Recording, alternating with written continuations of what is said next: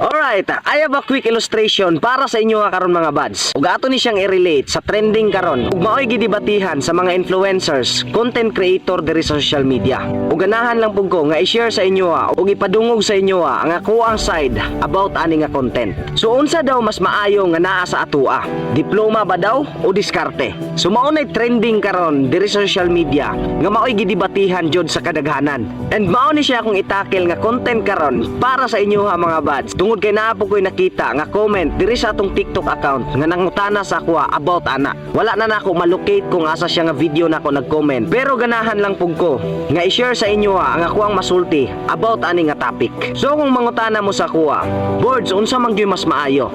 Diploma ba gyud o diskarte? Usa lang akong tubag ana. Believe in yourself. So moingon mo sa ako karon, boards nganong mao man imong nasulti? Nganong mao man natubag nimo about ani nga topic? So ani man gud na siya mga buds. Matag usa nato aning kalibutana na atay ginatawag og diskarte. So we can use that diskarte to get a diploma. Ako i-explain sa inyo para mas masabtan pag yun ninyo. So kung ikaw karon ga eskwela ka, naay suporta sa imuha, gigastuan ka sa imong mga ginikanan para makahuman. So ikaw nay bahalang mo diskarte diha kung unsaon nimo para makahuman ka. Makuha nimo ang gitawag nato nga diploma. Pero majority man gud sa tuwa mga buds, maong wala makahuman. Dili sa ingon nga wala na ikagasto. Ang rason sa uban, dili na daw nila makaya ang ka-stress, ang ka-pressure tungod sa mga lessons. So kung diya pa lang dapita mga buds, first stage atong journey aning kalibutana, dili na nato kaya. How much more sa true battle of life, di ba?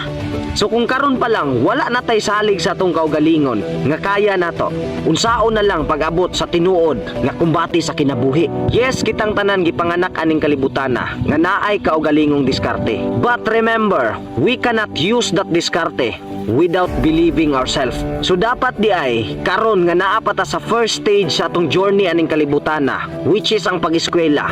Dapat di ay naa na tay dakong salig sa atong kaugalingon nga kaya nato. Para if makuha na nato ang gitawag og diploma, kaya na nato ang tinuod nga kumbati sa kinabuhi. Pero dili sad nato ma-blame ang mga tao nga wala kahuman, parehas nako. So dili na nako i-explain dire kung anong wala ko makahuman tungod kay taas na kay nga story. Alright, padayon ta. Yes, dili nato ma-blame kung anong maunay choice nga ilang gipili. But choice nila na. And remember, nga dili tanang nakahuman successful, ug dili tanang wala kahuman failure. Ang uban diha, bisag wala makahuman successful. Ngano man, tungod kay dako silang salig sa ilang kaugalingon nga kaya nila og nangita silang maayo nga diskarte para mo asenso sa kinabuhi.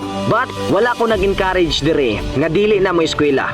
So kung naay nagsuporta sa imuha karon, gigastuan ka, and then padayon, use your diskarte to get a diploma.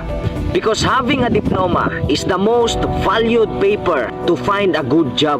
Ug para makuha nimo na ang gitawag nato og diploma, you need to believe yourself first to make a good diskarte to have your dream diploma. So kung pangutanon pa ko ninyo, boards unsa man gyud mas maayo, diploma o diskarte? Believe in yourself to make a diskarte and to have your diploma.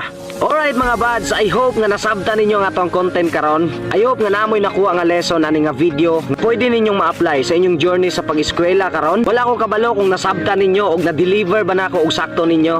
But ikaw na'y bahala nga mosabot diha. Gusto lang nako nga ma-share pod sa inyo ang akong side about ani nga topic. And always remember this mga buds, that believe in yourself is the most important sword to face the true battle of life. Alright, so medyo kaulano na. Muadto na ko. Don't forget to thanks God every single day. Happy Sunday, mga buds.